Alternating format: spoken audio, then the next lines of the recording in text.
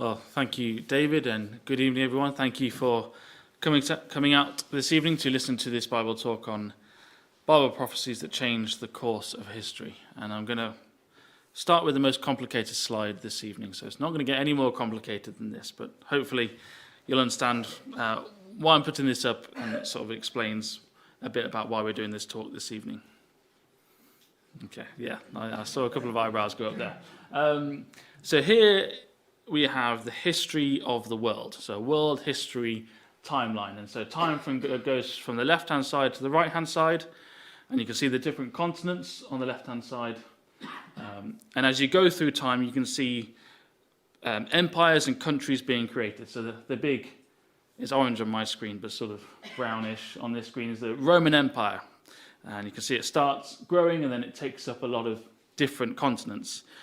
Before that, you've got Babylonians, you've got Byzantine Empire, you've got Ottoman Empire.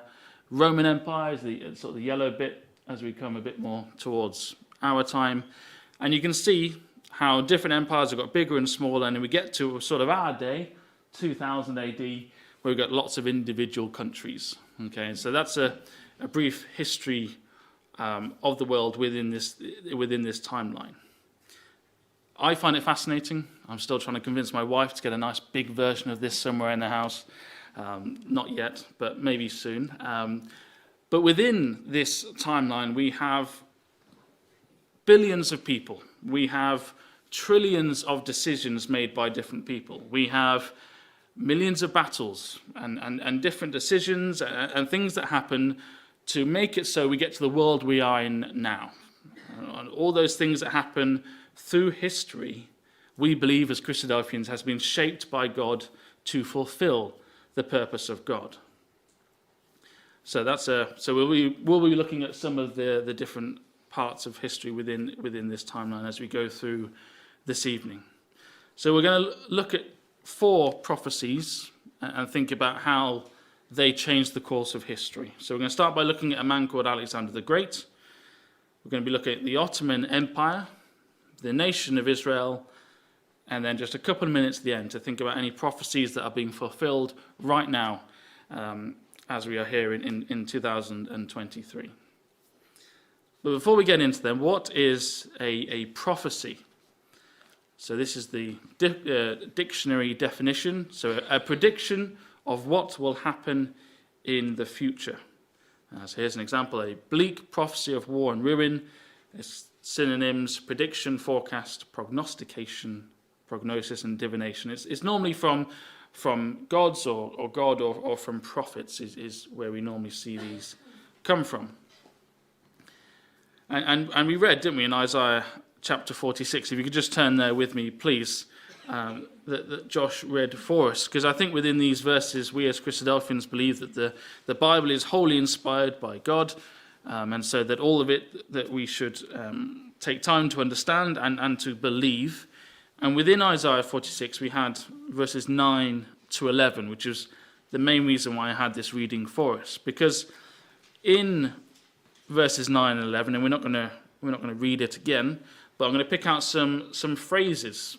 So God has declared the end from the beginning. It says that in verse 10. From ancient times to the things that are not yet done. I have spoken it, he says in verse 11. I have purposed it, I will also do it. So God has said, and he will do. The end from the beginning, from Adam and Eve until time that we don't even know about in the future. God has declared it all, and he knows it all, and he has planned it all as part of his purpose. And as we go through, I think we'll see some of the prophecies in the Bible and how they shaped history. So we'll start with the man Alexander the Great. I'm sure most of you have heard of Alexander the Great. We're not going to go into a lot of detail, but historians, and we know that he was born in Pella, which is the capital city of Macedonia, in 356 BC. He was the son of the king of Macedon at the time, Philip. He was educated by Aristotle, and then when his father died, he inherited the kingdom. He became king of Macedon. And he was a very successful king. He quickly dealt with enemies that he had at home, and he reasserted the Macedonian power within Greece. He was very successful in battles as a tactician, and he went on to change the history of Asia and Europe. Against overwhelming odds, he led his army to various victories in different parts of Asia and Europe. And here's a map of some of his conquests. So you should be able to see that, hopefully. So after he became king, over the next 8 years, he was a king, commander, politician, scholar, and explorer. He led his army 11,000 miles. And you can see that on the map there. He created over 70 cities, and as he went, he was creating an empire that stretched across 3 continents and covered around 2 million square miles. And this is just in the space of 8 years. So the entire area from Greece in the west, north to the Danube, south into Egypt, and as far east as the Indian Punjab. And this was all linked together with international network of trade and commerce, and was united by a common Greek language and culture. And he did incredible things for a man of his age and just in a short space of time. And so that's what we know of Alexander the Great and the things that he did within his reign. Now we, as Bible believers and Christophans, believe that Alexander the Great is prophesied about in the Bible in various different parts. So we believe he is in the book of Daniel and in the book of Ezekiel. And some are about his reign or his battles or the nation that he was a part of. But most importantly, all of these were written long before he was born. So we're going to spend some time looking at Daniel chapter 8. If you turn there with me, please. Because in Daniel chapter 8, it matches up well with what we know about Alexander the Great as a leader and as a tactician and as someone who was successful in battles.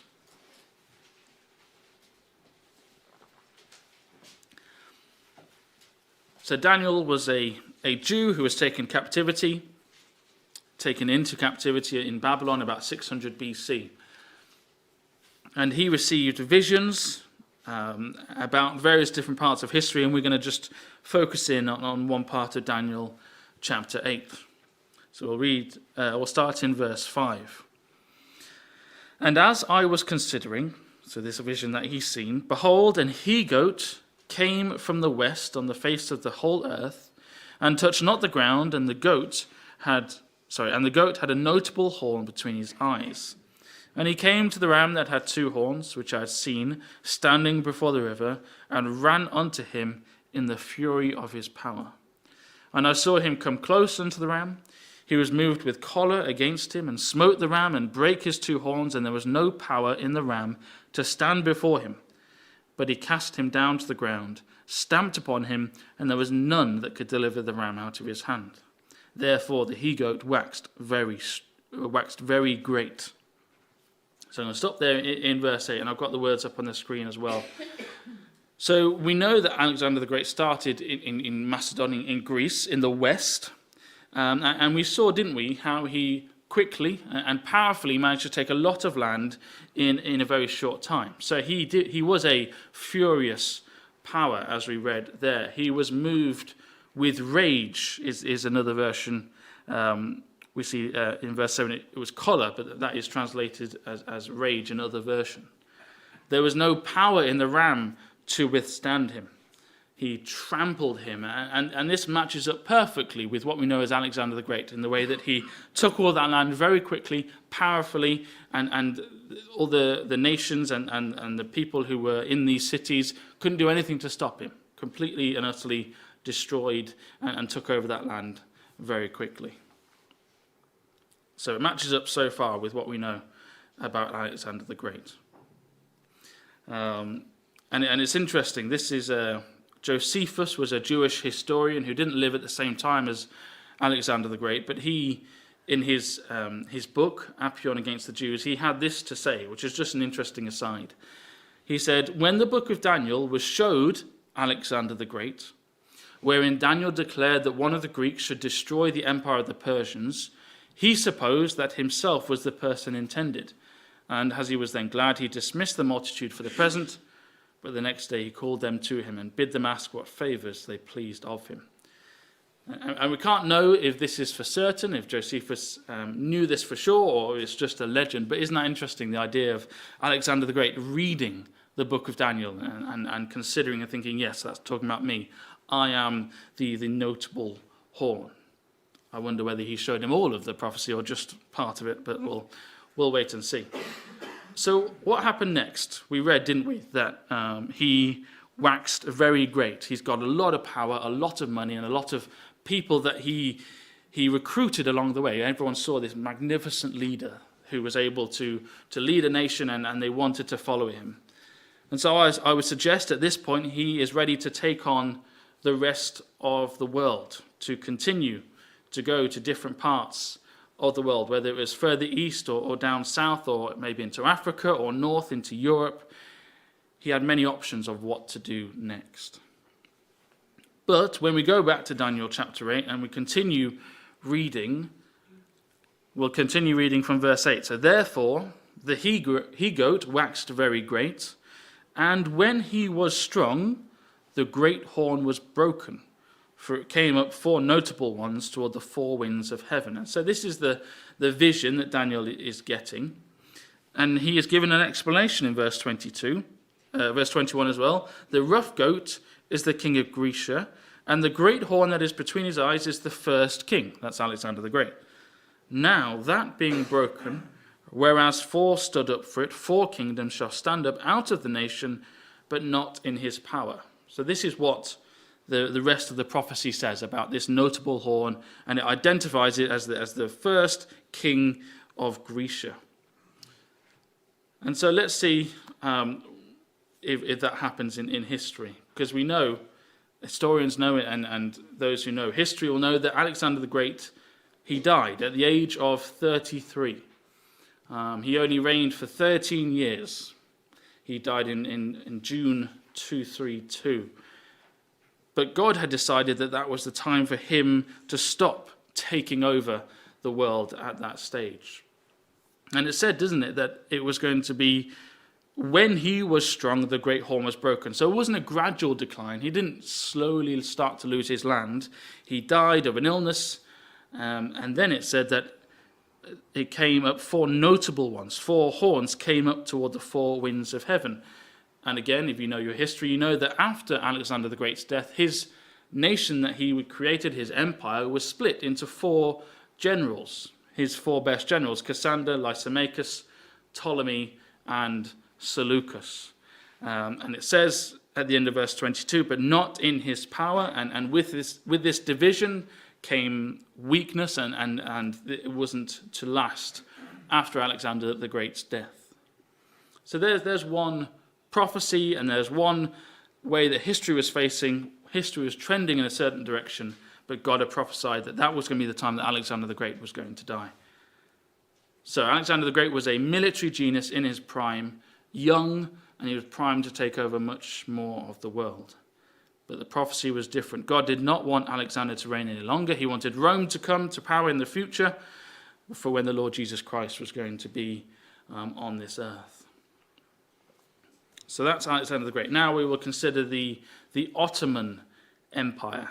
Maybe not as well known as empires go, but we'll consider the Ottoman Empire and what we know about it, but again, very briefly. So the Ottoman Empire was founded by a man called Osman in the late 13th century. It covered, again, similar to Alexander the Great, a very large part of Asia, Africa, and Europe. And it was a major power for 600 years, and it was on that chart at the start of how long it went on for. Just a quick historical fact, so the Sultan, the leader of the people, would move to a different room in the palace every night because he was scared of being assassinated. So you'd need plenty of bedrooms if you were the Sultan, and yeah, they moved every night. And I'm going to put up a video now. It's not all singing and dancing, I'm afraid, but it's a video of how the Ottoman Empire grows over time, and hopefully it works.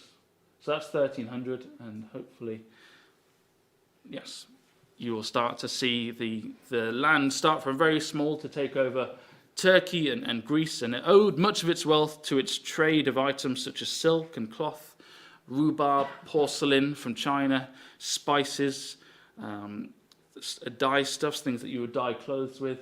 And you can see over time it loses land, it gains land, but it ended up taking up a lot of space as it went through its history.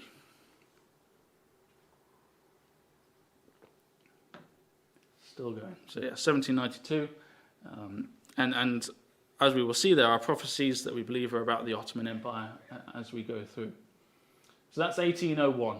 And you can see since 1300, it's grown a large amount due to its trade.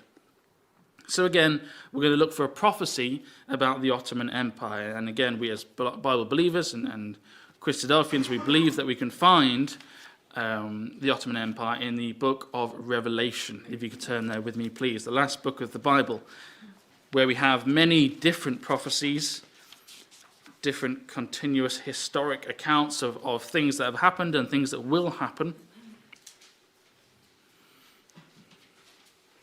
And again, we're able to surmise who the great horn was in Daniel, and through reading the Bible and understanding the history of this chapter and what happens before and after, people have been able to ascertain who this is talking about. So Revelation 16, verse 12. And we've got an angel pouring out a vial. It's all part of a vision. And we're going to dive in and just look at this one verse, but there's still plenty that we could have looked at. So Revelation 16, verse 12. The sixth angel poured out his vial upon the great river Euphrates, and the water thereof was dried up, that the way of the kings of the east might be prepared. And so here we've got the angel pouring out his vial on the great river Euphrates. Now, why do we think that's got something to do with the Ottoman Empire? So here is a map of sort of the Middle East, and you can see the river Euphrates, maybe not too well, but it's the river that comes through Iraq and then Syria and then goes up into Turkey. Well, it flows the other way, but yes, it flows down through Turkey, Syria and Iraq into the Persian Gulf.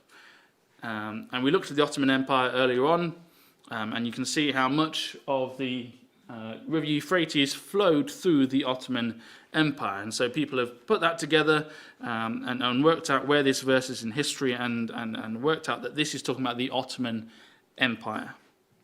So we're talking about an empire that is going to dry up so that the way of the kings of the east might be prepared. And I'm going to show the second half of the video, and we saw that from 1300 to 1801, 500 years of how much it grew in size. And now we're going to see in just over 120, 130 years have this verse being fulfilled. So that was 1801 where we left off. And then we see as time goes on, it still retains quite a lot of land. But around this time, Europe was strengthening rapidly with the Renaissance and the dawn of the Industrial Revolution. Other factors within the Ottoman Empire, such as poor leadership, competing with trade from the Americas and India, led to the weakening of the empire, starting in the 1600s really. But as we get into the 1800s, Greece won a war of independence on the Ottoman Empire, and various different wars in the early sort of 20th century led it to the Republic of Turkey that we see and we know as a nation now. But I think that video really clearly shows this verse happening, this drying up in a very short period of time, in the grand scheme of things, in terms of how long it took the Ottoman Empire to grow and to get all of that land. And all the other nations and all the other countries around them were just moving quicker than them, and they just lost so much land in a quick space of time. And so what was the history? What was the prophecy? So the history was telling us that this was going to be a world power that could expand greatly and had the potential to last a lot longer.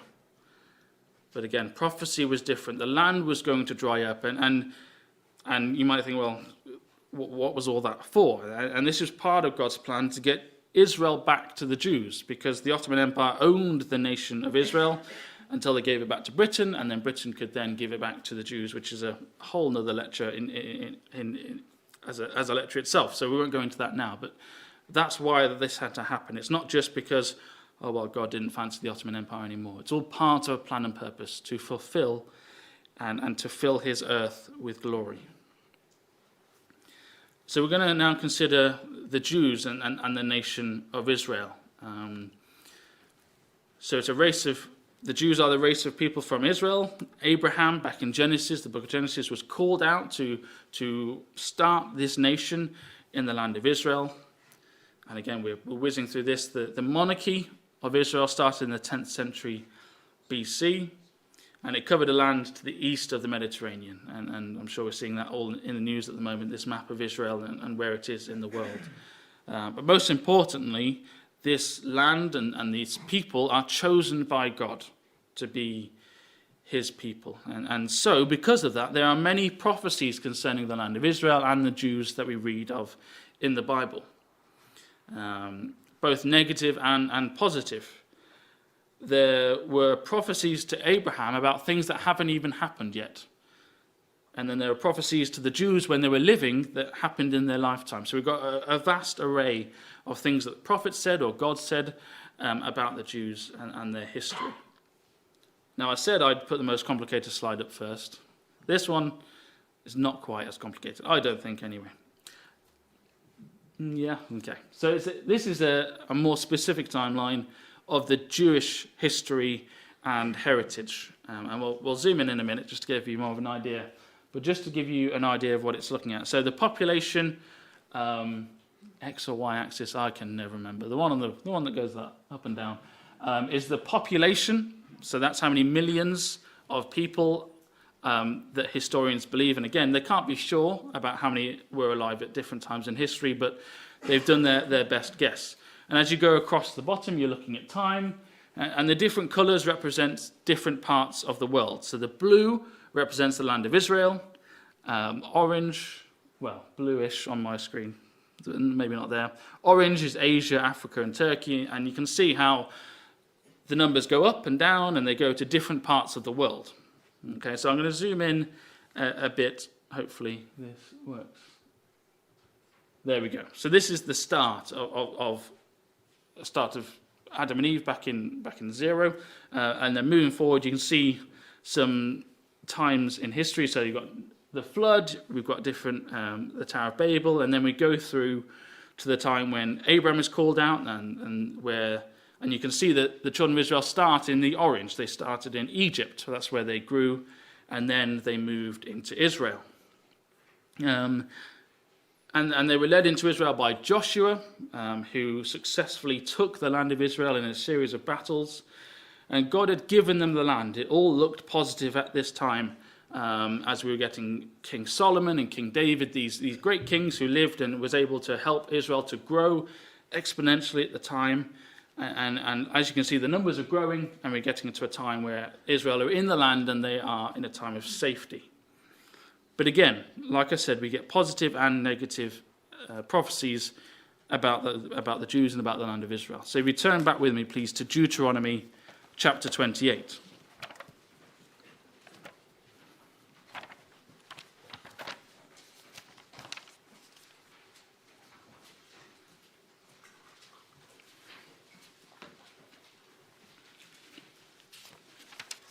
And this is before Joshua has taken them into the land. This is on their journey towards the land. And so this time of growth was going to come. But there was a warning to them in Deuteronomy 28. Both if you follow God's commandments, you will be blessed. And if you do not follow God's commandments, you will be cursed. And we'll be looking specifically towards the end of the chapter at what will happen if they do not follow his commandments. So verse 64, the Lord shall scatter thee among all people, from the one end of the earth even unto the other, and there thou shalt serve other gods, which neither thou nor thy fathers have known, even wood and stone. And among these nations shalt thou find no ease, neither shall the sole of thy foot have rest, but the Lord shall give thee there a trembling heart, and failing of eyes, and sorrow of mind. and thy life shall hang in doubt before thee, and thou shalt fear day and night, and thou shalt have none assurance of thy life. In the morning thou shalt say, would God it were even, and at even thou shalt say, would God it were morning, for the fear of thine heart wherewith thou shalt fear, and for the sight of thine eyes which thou shalt see. And so we see there God's clear warning that if you do not follow my commandments, you shall be scattered. And this happened at various different times in history. It happened first through the Assyrians, and then it happened through the Babylonians, and most completely it happened through the Romans in AD 70. And so if we go back to our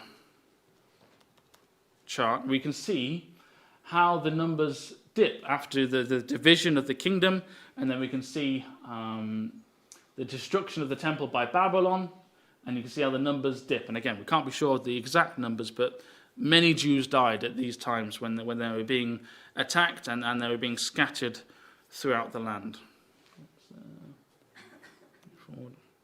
Okay, so that's where we stand at the moment with this prophecy about the Jews. And like I said, it happened most emphatically with AD 70, where Jerusalem was burned and the Romans destroyed and killed many Jews at that time.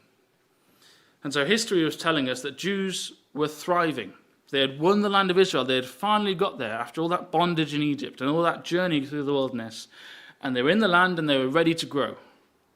But because they did not follow God's commandments, the prophecy was different. They disobeyed God, they were persecuted, and they were scattered.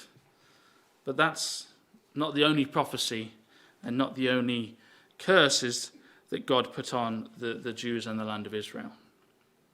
Because as we go, well, you can see that a bit more zoomed in, the destruction of the temple by Babylon. You can see the destruction of the second temple by Rome, and you can see how the numbers dip at these different times of these different sieges and attacks that the Jews and Jerusalem were subject to. And this cursing, this scattering, and this idea of wishing it was morning and wishing it was evening, this anguish that the Jews were going to go through, it has been going on throughout history, hasn't it? And most completely with a man called Adolf Hitler. And those persecutions, again, came right up to the time that we live in now, but more completely with this man here. So before he became the leader of the Nazi movement, he did say to a journalist, once I really am in power, my first and foremost task will be the annihilation of the Jews. He called the Jews a race tuberculosis of the peoples. His ultimate goal must definitely be the removal of the Jews altogether. This is a man who was, you could say, hell-bent on getting rid of the Jews.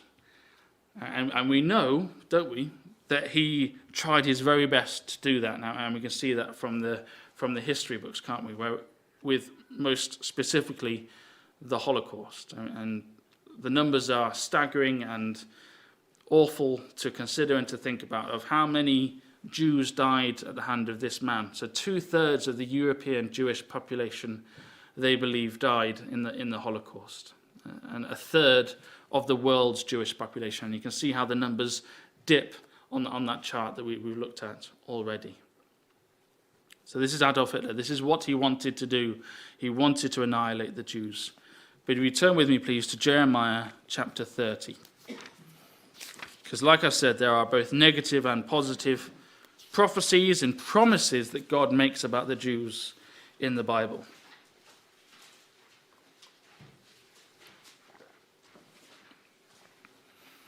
So Jeremiah chapter 30, verse 11.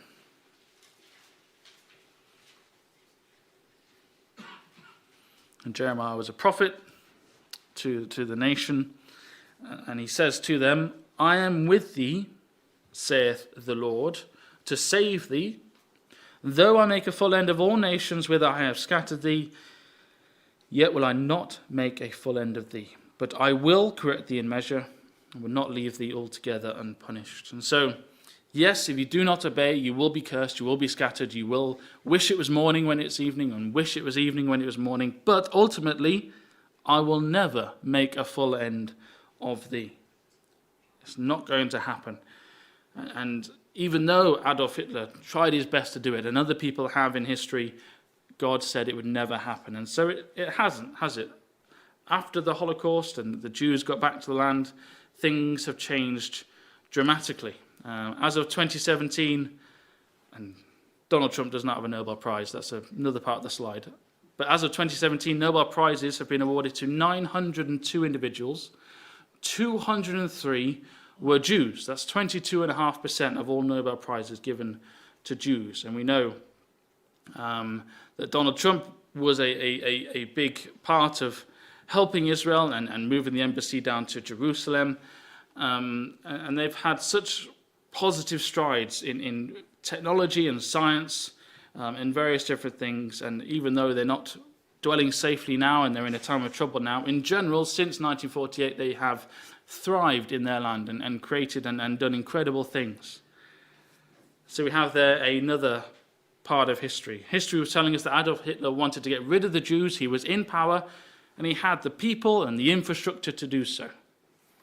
But prophecy was different. God made a promise that he was not going to allow his people to be destroyed because he had a purpose for them. Again, this isn't just, I won't let them be destroyed for no reason. There is a reason for everything that God has done. And he needed to protect the Jews so that they had a purpose in the time to come. And when I first did this lecture, I think it was about 7 or 8 years ago now, and thinking about living in prophecy now, 7 or 8 years ago, it was all about Ezekiel 38 and the two Confederate nations. And we're not going to go into much detail now, but it's interesting, as I've gone back to this lecture, I've always had something to add. I've always had something to think about how we might be living in prophecy now. So Ezekiel 38, we have mainland Europe and Russia. And again, not enough time now to explain in a lot of detail. On one side, then we have Britain and the Commonwealth on the other side. And we know Brexit, we haven't heard that word in ages, have we? Maybe we have, maybe recently on the news. But at the time, plenty of people didn't want it. If you remember the protests outside the Parliament and the petition to revoke Article 50 and remain in the EU, nearly 6 million signatures, and I think it got more than that in the end. Plenty of people didn't want it. There were protests, but of course it happened to go through, didn't it? The 31st of January was going to be the time, and they made those coins, and then they had to discard all of them because the date changed, and they had to make new coins. But that happened, didn't it? And we as Christadelphians believe that was all prophesied, that Britain was going to have a severing from the EU, and we saw the timeline of things and how it happened, didn't we? And not only that, we saw the Abraham Accords between US and Israel and the United Arab Emirates and Bahrain and Sudan and Morocco, and this deal that they had between them. And again, this all pointed towards Ezekiel 38 and what we know about those prophecies.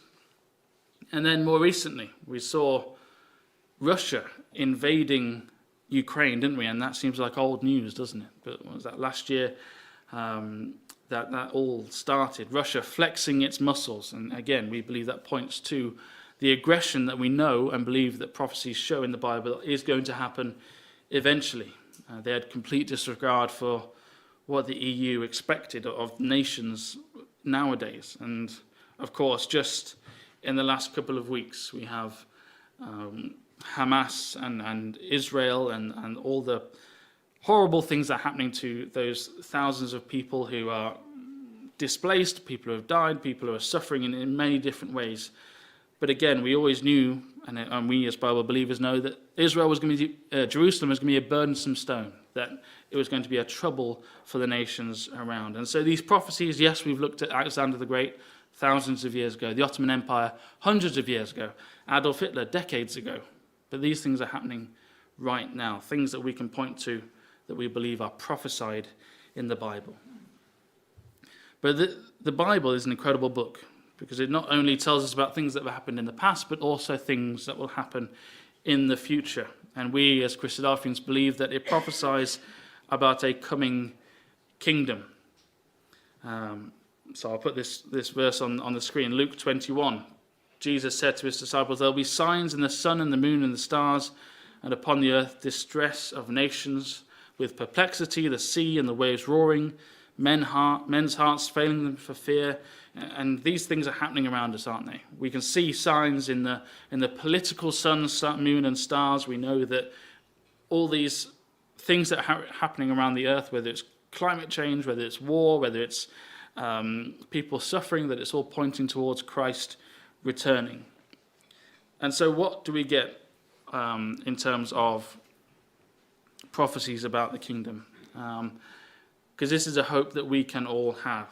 In terms of climate change, we read Ecclesiastes 1, one generation passes away, another generation cometh, but the earth abides forever. That's what we can read of when it comes to things like climate change. But let's bring our thoughts to a close. Let's go to Isaiah chapter 35, please, as we go to just a couple of verses which we've seen these prophecies, and it's mainly negative about this person dying or this empire shrinking or this nation being scattered, but we get prophecies, incredible prophecies about what the kingdom is going to be like, and that is what Bible believers and those who are baptized can hope for and hope to be a part of. Isaiah 35, pick out some verses here. So verse 5, the eyes of the blind shall be opened, and the ears of the deaf shall be unstopped. Then shall the lame man leap as an hart, and the tongue of the dumb sing. For in the wilderness shall waters break out in streams in the desert, and the parched ground shall become a pool, and the thirsty land springs of water.